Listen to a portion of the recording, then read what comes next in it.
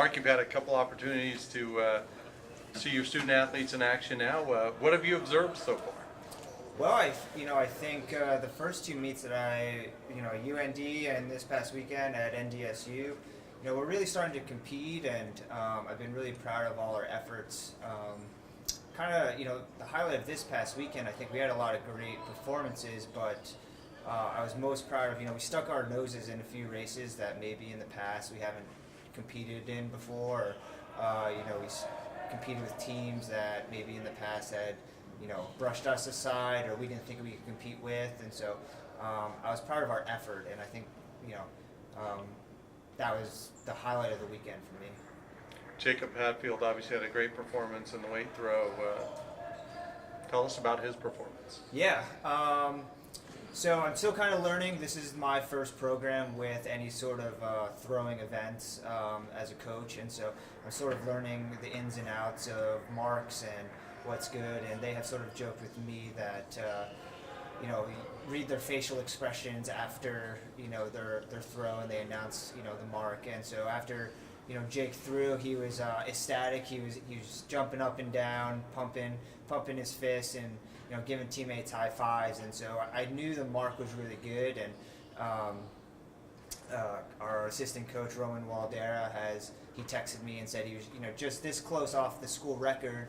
And then we later found out he had provisionally qualified for the NCAA championships, and so I was really happy for him, and I think it's the first time he's thrown a provisional mark to my knowledge. And when I said to him and our assistant, anytime anyone qualifies for the NCAA championships or hits that provisional time or qualifying mark, I think it kind of shifts your mindset in terms of how you think, and your goals get bigger, and you start to believe that you can be there at the NCAA championships. Jake's gonna have to throw a little bit further to kind of get into the field in Pittsburgh, Kansas, in about a month or so here. But he immediately was like, "Hey, I wanna throw a little bit further, and I wanna get as close as I can to hopefully earning my trip to the NCAA championship." So I was super proud of him, and our assistant coach Roman Waldera has done a fantastic job with those guys. He deserves all the credit, and we still have, I think, 4 or 5 guys in the top 20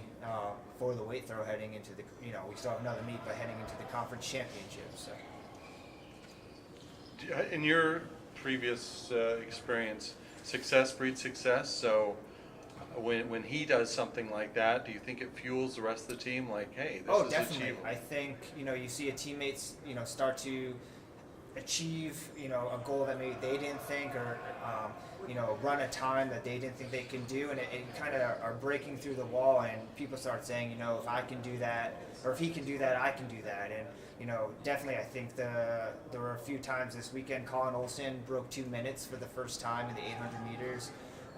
It was his first time, or it was a 4-second PR actually. So we had 3 freshman ladies that watched that race right before that, and they all went out about 5 minutes later and all PR'd. So I definitely think, it's starting to take shape as far as the distance runners and the mid-distance runners, the sprinters, jumpers, throwers.